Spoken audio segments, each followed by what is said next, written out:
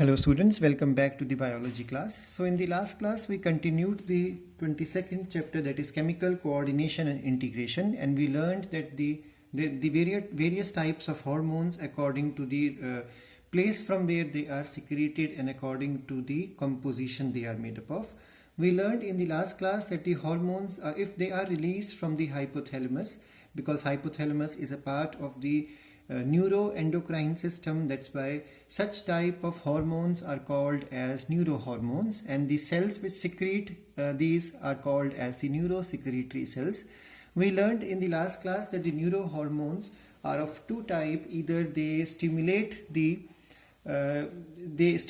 pituitary gland to release a particular specific hormone, and they are called as releasing factors.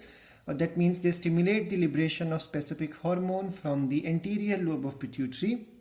And the second type is the release inhibiting hormone, which inhibit the release of a specific hormone from the adenohypophysis. We learned that they are also called as releasing factor and inhibiting factor RH or otherwise RF, and IH or otherwise IF.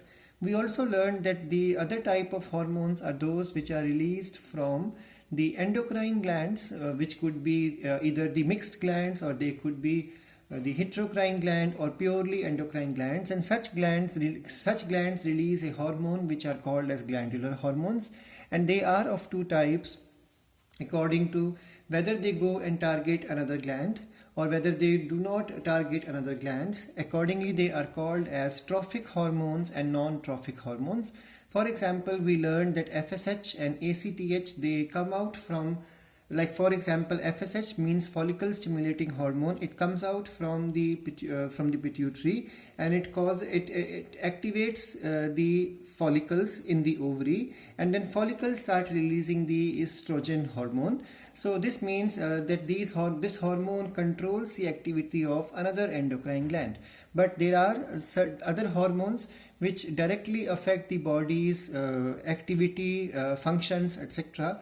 So such are called as non-trophic hormones, and these hormones have morphogenetic or metabolic, otherwise movement inducing or behavioral change inducing type of hormones. We learned that the study of hormones is called as endocrinology, and there are certain volatile hormones which are called as pheromones.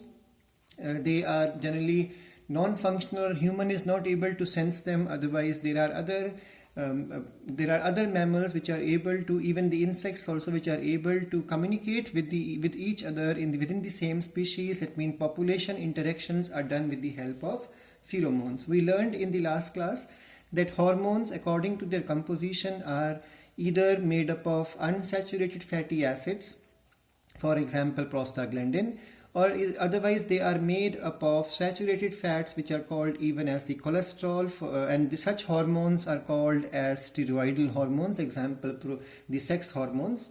Otherwise the hormones, if they are made up of glycoproteins, then for example FSH and LH, otherwise they are made up of more than one chain of polypeptides, and they are called as protein hormones, example insulin and relaxin. And in the same manner, it is possible that a hormone could be made up of a single chain of amino acid, which is called as peptide, and that chain could be a short chain or a long chain. Accordingly, for example, ADH and ACTH.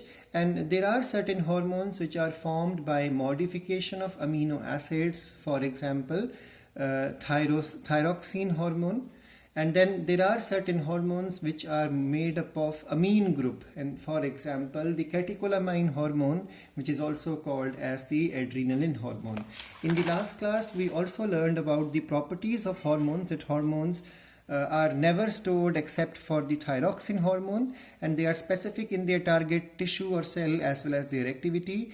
And then we also learned that the excess and deficiency creates problem, and they have a long lasting effect but a slow effect, and they are also called as the information molecules because they are the first chemical messenger. And we also learned that their concentration required is very low to be effective. And then we also learned that they do not provide any energy or raw material for any of the reaction, and there are certain hormones which are synthesized in inactive form, for example proinsulin. We learned in the last class in detail regarding hypothalamus. That hypothalamus is the supermaster gland or master of master endocrine gland, and it is ectodermal in origin and located in the floor of diencephalon. We learned that there are certain neurosecretory cells there that prepare the neurohormone, and we also learned that there are two ways hypothalamus controls the pituitary. The anterior portion of pituitary is controlled with the help of the hypophyseal portal system, because of which the hormones released from the hypothalamus come out into the blood, and then from there they reach into the anterior lobe of pituitary. And then the other type of hormones which are released from hypothalamus, they simply go straight into the posterior lobe of pituitary with the help of the nerve endings. So there are two ways the hypothalamus controls pituitary. One is with the help of the hypophyseal portal system, and the other one is the neural control. We learned that there are 9 hormones which are synthesized by the anterior lobe of pituitary as well as the middle lobe of pituitary, and because of these hormones it controls the activity of pituitary. And these hormones are thyrotrophin releasing hormone, adrenocorticotrophin releasing hormone, gonadotrophin releasing hormone, which are of two types, FSH, RH and LHRH. LHRH is also called as ICSHRH.